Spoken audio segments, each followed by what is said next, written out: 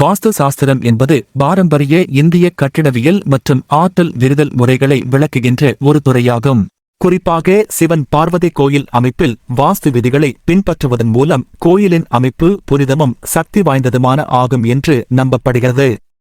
சிவன் பார்வதி கோயிலின் அமைப்பு ஆற்றலை செறிவிக்கவும் பக்தர்களுக்கு நல்வாழ்வும் சமாதானமும் அளிக்கவும் உதவுவதாக இருக்கும். சிவன் மற்றும் பார்வதி ஆகியோருக்கான கோயிலின் வாஸ்து விதிகள்.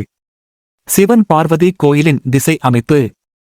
கோயிலின் மூலஸ்தானம் கருவறை கிழக்கு அல்லது வடக்கு திசையை நோக்கி இருக்க வேண்டும்.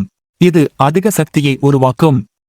கிழக்கு திசை என்பது சூரியன் உதயமாகும் திசை என்பதால் அதன் ஒளியால் சக்தி பெருகும் என்பது நம்பிக்கை. இதேபோல வடக்கு திசை ஆன்மீக வளர்ச்சிக்கு பொருத்தமான திசையாக கருதப்படுகிறது.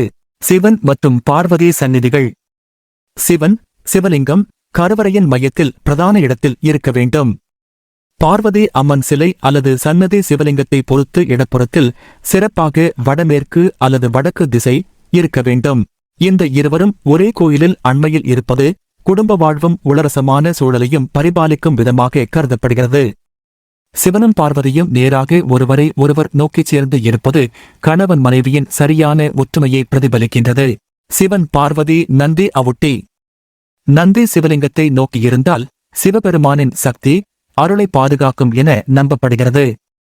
நந்தியின் இடம் வாஸ்து விதிகளின்படி மிக முக்கியமானதாக கருதப்படுகிறது. பொதுவாக இது கோயிலின் முன் பகுதியில் இருப்பது நன்மையளிக்கும். சிவன் பார்வதி விமானம் மற்றும் கோபுரம். விமானம் கருவறையின் மேல் இருக்கும் அமைப்பு மிக உயரமாகவும் பரந்ததாகவும் இருக்கக்கூடாது. பொதுவாக கோயிலின் மற்ற பகுதிகளை விட தாழ்வாகவே அமைக்கப்படுகிறது. கோபுரம் உயரமாக கட்டப்பட வேண்டும். மேலும் இது கோயிலின் நுழைவு வாயிலைச் சூழ்ந்து கொள்ள வேண்டும். கோபுரம் ஆலயத்தின் சக்தியை வலுவூட்டும் முக்கிய பகுதி என்பதால் அதன் அமைப்பு சரியாக அமைக்கப்பட வேண்டும். நீர் ஆதாரங்கள். கோயிலின் அருகில் தீர்த்தம் குளம் அல்லது நீர்நிலை வடகிழக்கு பகுதியில் அமைக்கப்பட வேண்டும். நீர்நிலை வடகிழக்கில் இருப்பதால் இது தெய்வீக சக்தியை பெறவும் ஆன்மீக உயர்வை மேம்படுத்தவும் உதவும். சிவன் பார்வதி பிரகாரம். பிராகாரம் அல்லது சுற்றுச்சுவர் கோயிலின் முக்கிய பகுதிகளை காக்கும் வகையில் 4 திசைகளிலும் சுற்றுப்புறமாக அமைக்கப்பட வேண்டும். பிரகாரம் பக்தர்களுக்கு ஆலயத்தை சுற்றி வருவதற்கான வழியை வழங்கும். சிவன் பார்வதி கோயில் நுழைவு வாயில். கோயிலின் பிரதான நுழைவு வாயில் வாஸ்து விதிகளின்படி கிழக்கு திசையில் இருக்க வேண்டும். இது பக்தர்களுக்கு தெய்வீக ஆற்றலை கடந்து நுழைவதற்கான திறந்த வாயிலை ஏற்படுத்துகிறது. வாயில் முன்னிலையில் துவாரபாலகர்கள் அல்லது காவலர்கள், வழக்கமாக சிவனின் பக்தர்கள் அல்லது சிவனின் அடியார்கள் சின்னமாக அமைக்கப்படும். சிவன் பார்வதி பூஜை சாலைகள். கோயிலில் இருக்கும் பக்தர்கள் வழிபடுவதற்கான பூஜை சாலைகள் வடக்கு அல்லது கிழக்கு நோக்கி இருக்க வேண்டும். இது பக்தர்களின் ஆன்மீக பயணத்தை மேம்படுத்தும் என நம்பப்படுகிறது. நவக்கிரக அமைப்பு. கோயிலின் நவக்கிரகங்கள் தெற்கு பகுதியில் இருப்பது வாஸ்து விதிகள் படி சரியானதாக கருதப்படுகிறது.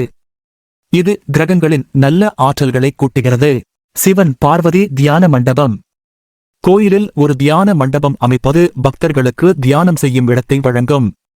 இது பொதுவாக கோயிலின் வடமேற்கு பகுதியில் அமைக்கப்பட வேண்டும்.